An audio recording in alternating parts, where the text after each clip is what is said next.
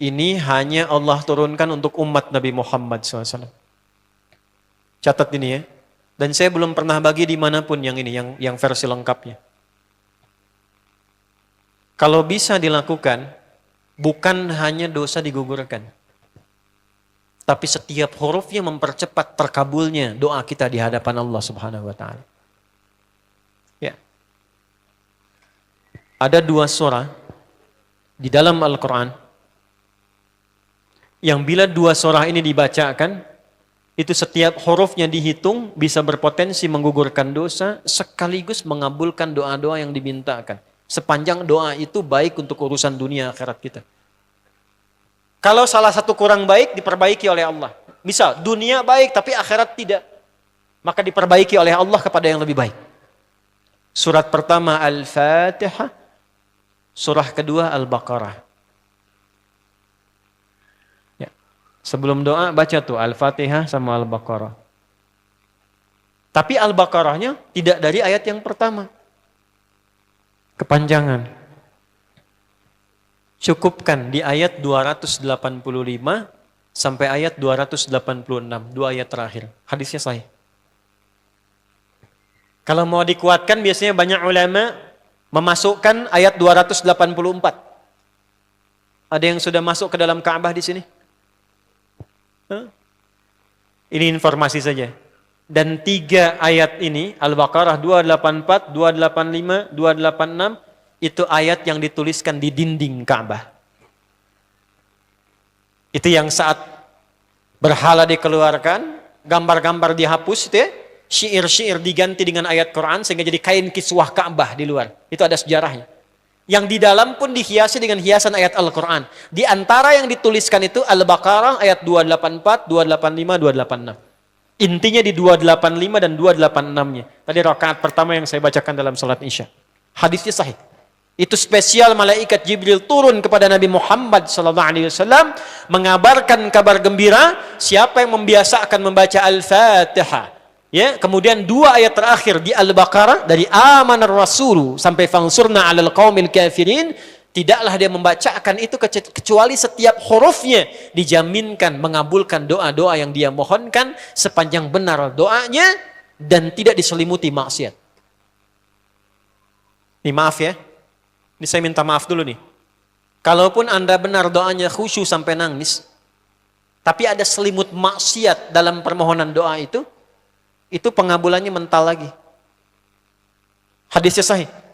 Thumma dzakara rajula yutilu as-safara ash'atha aghbara yamuddu yadayhi ila as-sama' fayaqulu ya rabb faqala Rasulullah sallallahu alaihi wasallam anna yustajabu lidzalik famat'amuhu haram mashrabuhu haram malbasuhu haram wa ghudhiya biharamin fa anna yustajabu lidzalik. Rawahu Muslim.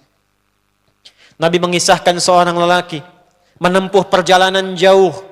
Awas, menempuh perjalanan panjang untuk ketaatan itu mempercepat doa dikabulkan 2 kali lipat dibanding orang biasa. Makanya kalau ada orang mau ke Mekah umrah, mau haji, titip doa. Ada yang mau beasiswa ke Madinah, ke Mekah, ke Al-Azhar, ke Mesir, titip doa. Saya biasanya kalau mau berangkat umrah, Ustaz titip doa, ayo tulis banyak tuh. Enggak saya baca. Saya simpen aja, ntar dekat Ka'bah, ya Allah engkau maha mengetahui. Ya. Mohon kabulkan semua doa-doa ya dari teman-teman jamaah yang dititipkan dalam kertas yang telah mereka tuliskan itu. Simple Pak, daripada capek kita bacakan satu-satu. Dan alhamdulillah biasanya ya insya Allah terkabul. Insya Allah. Itu perjalanan jauh. Nah orang ini menempuh perjalanan untuk sekedar berdoa. Safar. Ya, safar yang baik. Kemudian yang kedua, yamuddu yadayhi ilas sama, dia mengangkat tangannya ke langit. Ini saya tidak bermaksud mengajarkan ya, cuma menunjukkan prakteknya begini nih. Ada yang bisa bantu saya nggak satu orang maju? Cepat. Yang depan aja, depan. Jazakallah khair. Mohon pegangkan mic sebentar. Ya, terima kasih ya. Lihat sini. Gini. Nah, jazakallah.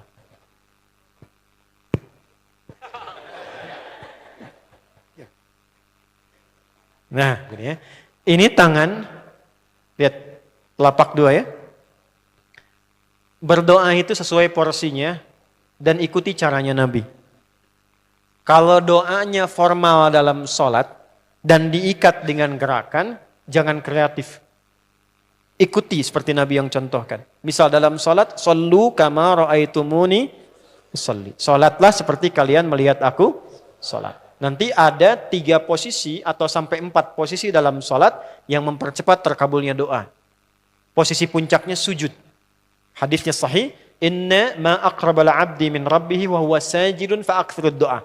Keadaan terdekat antara hamba dengan Rabbnya adalah saat sujud, maka perbanyak doa saat sujud. Tangannya posisi sujud begini, menempel. Jadi nggak usah begini. Oke, begini. Nah, ini di luar sholat. Di luar sholat, kalau berdoa, tangan begini. Lihat baik-baik ya. Ini kitabnya agak banyak, bahasanya panjang, saya berikan yang simpelnya saja ya. Baik. Ini kan teman-teman telapak yang kanan, yang kiri ya. Padukan begini. Ya. Lalu setiap Anda kan pasti punya garis yang kanan dengan garis yang kiri. Ada kan? Itu membentuk keseimbangan. Oh, ini bukan ilmu otak-atik ya. Ini ada sanadnya nih. Pertemukan 2 garis itu sehingga seimbang tangan ini. Tuh. Ini masalah sederhana tapi poinnya penting sekali. Sudah? Cara yang pertama begini. Ini di luar salat dan bukan dalam posisi saat istisqa, saat minta hujan. Begini. Sudah? Pertemukan. Lalu letakkan sejajar dengan dada di sini. Ya. Jadi kalau dada itu ini posisinya, ini nahar di sini. Ini ada rongga dari bagian atas dengan perut, ada rongga kosong. Nah ini yang disebut dengan sodrun di sini. Ya, kalau kita meletakkan telapak tangan saat sholat begini, letaknya di sini. Yang ini perut, yang ini nahar. Doa itu di sini. Jelas? Semakin kita memohon dengan lebih sangat, naikkan sedikit begini. Sudah? Kalau istisqa, minta hujan, agak lebih tinggi ke atas. Nah ini cara mengangkat yang standar di sini untuk memohon. Jelas? Oke, jazakallah khair. Nah ini orang ini dia mengangkat tangannya. Jadi melakukan perjalanan jauh, mengangkat tangannya, ya muddu yadaihi ilas sama. Orang yang berdoa dengan mengangkat tangan itu dijawab doanya oleh Allah lewat keterangan Nabi SAW, itu bisa al-kamakala 2 kali lebih cepat dibandingkan dengan orang yang tidak mengangkat tangan saat berdoa. Jadi Anda cuma sekedar doa dengan mengangkat begini, itu lebih cepat potensi dijawabnya dengan mengangkat doa. Ada seorang bertanya pada Nabi SAW, hadis sahih, "Ya Rasulullah, bagaimana pendapatmu dengan seseorang yang meminta kepada Allah dengan mengangkat tangan al-kamakala?" Lalu Nabi mengonfirmasi, bertanya balik, bagaimana kalau ada seseorang memohon kepada Anda dengan mengangkat tangannya? "Pak, tolong Pak, tolong Pak, tolong." Gitu kan? Di depan rumah Anda, 1 jam begitu, "Pak, tolong Pak." Kira-kira Anda beri atau tidak? Beri. Minimal kalau Anda nggak punya kemampuan, Anda referensikan atau beri sesuai kemampuan Anda kan? Angkat tangannya. Dia jawab, "Saya malu kalau nggak ngasih." Apa kata Nabi? "Innallaha hayyun karimun." Allah itu lebih punya sifat peka untuk merasakan malu pada hambanya kalau dia tidak memberi ketika hambanya mengangkat kedua tangannya. Nah nanti ada beda-beda posisi saat khatib Jumat misalnya 1 begini untuk khatib. Makmum mengangkat 2 tangan. Yang ketiga dia mengatakan, "Ya Rabb, Ya Rabb." Asmaul Husna. Doa yang dibuka dengan Al-Asmaul Husna itu dijawab 2 kali lebih cepat dibandingkan dengan doa yang langsung dimohonkan kepada Allah. Itu perintah. Tahu Nabi Zakaria? Nabi Zakaria apa ujiannya? Diuji oleh Allah, hidup demikian lama sampai rambut memutih, fisiknya letih, istrinya divonis secara medis, maaf, monofos dan mandul. Kata medis gak mungkin punya keturunan. Maka beliau berdoa kepada Allah dan dalam doanya dimulai dengan Al-Asmaul Husna. Sebelum sampai ke doa itu di Ali Imran ayat 38 sampai 39, buka dulu Quran surah 17 Al-Isra ayat 110. Ini perintah langsung dari Allah. Qulidullah awidur rahman ayyamma tad'u falahul asmaul husna. Quran surah ke-7 ayat 180. Walillahil asmaul husna fad'uhu biha. Fad'u biha. Qul Allah, kalau engkau punya masalah hambaku, dan tidak ada di dunia ini yang tidak punya masalah. Quran surah kedua ayat 155. Wala nabluwannakum bisyai'. Setiap yang hidup itu, aku pasti akan uji dengan masalah. Itu kata Allah. Jangan disimpan sampai di situ, teruskan. Bukan untuk membebani hambaku dengan masalah, tapi untuk menaikkan kualitas hidupnya sehingga menjadi lebih baik. Jadi ketika Allah titipkan masalah itu, bukan ingin membuat kita bermasalah. Tapi dengan masalah itu kita diuji supaya kualitas hidup kita menjadi lebih baik. Ini Anda yang kuliah di UPI di sini, ada ujian nggak? Ada. Untuk apa ujian itu diadakan? Supaya bisa melihat kualitas peningkatan ilmu Anda dari masuk sampai naik tingkat. Kalau nggak ada ujian, nggak kelihatan kualitasnya bertambah. Logikanya begitu. Dan tidak mungkin Allah menguji seorang hamba di luar batas kemampuannya. La yukallifullahu nafsan illa. Jadi nggak ada orang yang hidup yang tidak punya masalah. Karena rumusnya mengatakan hidup berbanding lurus dengan masalah. Yang hidup pasti punya masalah.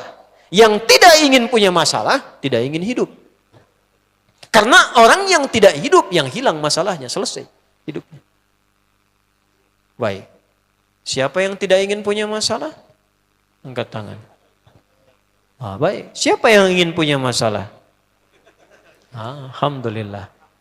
Baik. Yang lain, wallahu a'lam. Nah, kulit Allah kalau sedang diuji masalah, kan yang ngasih siapa? Yang nitipkan siapa? Yang punya solusinya siapa?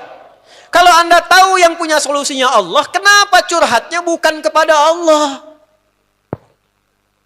Kan sudah dicontohkan di Quran, kalau punya masalah curhatin ke Allah. Quran surah 12 ayat 86, sejak era Nabi Yakub, masalah di rumah tangga, anak bermasalah curhatnya pada siapa? Allah. Innama ashku bathi wa huzni ila Allah. Aku tuh kalau punya masalah, sesedih apapun, curhatnya Allah. Bentangkan sajadahmu, curhatkan dalam sujudmu, tingkatkan takwamu. Wa may yattaqillaha yaj'al lahu makhraja. Quran surah 65 di akhir ayat yang kedua. Bentangkan sajadahmu, curhatkan, habiskan dalam sujudmu, keluarkan tangismu. Sehingga bebannya jadi ringan. Walaupun solusi belum datang, hatinya sudah tenang. Yang diperintahkan panjangkan sajadahmu, bukan panjangkan statusmu. Kita sudah tahu ayatnya, paham ketentuannya, tapi kenapa prakteknya ditumpahkan di Instagram, di Facebook, bikin vlog di YouTube, hanya untuk curhat saja. Dan ironinya dalam hal yang demikian tahu yang menyelesaikan Allah. Sekarang tambah bonus, aminkan ya. Yang mengaminkan doa ini mudah-mudahan dihilangkan masalahnya. Puguma mana nanti bermasalah kene di dia. Itu gimana kumaha tuh teh? Paham? Curhatkan sama Allah. Nah, bagaimana mintanya? Sebut namanya ya Allah. Awidur Rahman. Kalau kita ingin minta lebih cepat, minta dengan kelembutan Ar-Rahman. Rahman itu bisa disebut namanya ya Rahman, bisa cari cara mintanya yang paling lembut, yang menyentuh. Allah senang dengan kalimat yang menyentuh. Misal ya. Kembali ke Nabi Zakaria tadi.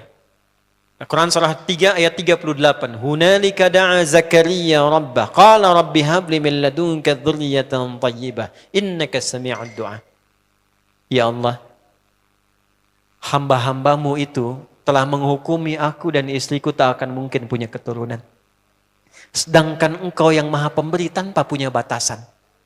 Mereka mengatakan istriku punya keterbatasan. Maka aku memohon kepadamu yang pemberianmu tak ada batasan. Mohon ya Allah anugerahkan keturunan dari sisimu saja ketika mereka mengatakan tidak mungkin itu punya. Sungguh engkau yang maha mendengar doaku ya Allah. Perhatikan, kalau kepada yang maha mendengar saja tidak terkabulkan, mohon tunjukkan kepadaku saat ini dengan cara apa lagi dan kepada siapa lagi aku mesti memohon. Itu dalam banget. Ya Allah, Engkau perintahkan aku berikhtiar mencari kerja, aku lakukan. Engkau perintahkan mengeluarkan keringatku dengan cara yang halal, aku kerjakan ya Allah. Engkau perintahkan aku jauhi yang Engkau larang, aku lakukan ya Allah. Sekarang aku telah berikhtiar dari sejak keluar, aku telah menunaikan sholat subuh seperti yang Engkau maha mengetahuinya. Dan menjelang malam aku mengadukan bahkan di rumahmu ya Allah hanya untuk sesuap nasi bagi istri dan anakku dari yang halal itu. Aku telah melakukan apa yang Engkau perintahkan, aku hanya memohon apa yang telah Engkau janjikan. Kalau dengan semua ikhtiar yang aku kerjakan sampai detik aku bersujud di hadapanmu di rumahmu ini belum Kau kabulkan, mohon tunjukkan kepadaku di malam ini ya Allah, dengan cara apa lagi mesti aku memohon kepadamu. Minta. Pernah enggak begitu mintanya? Itu Rahman.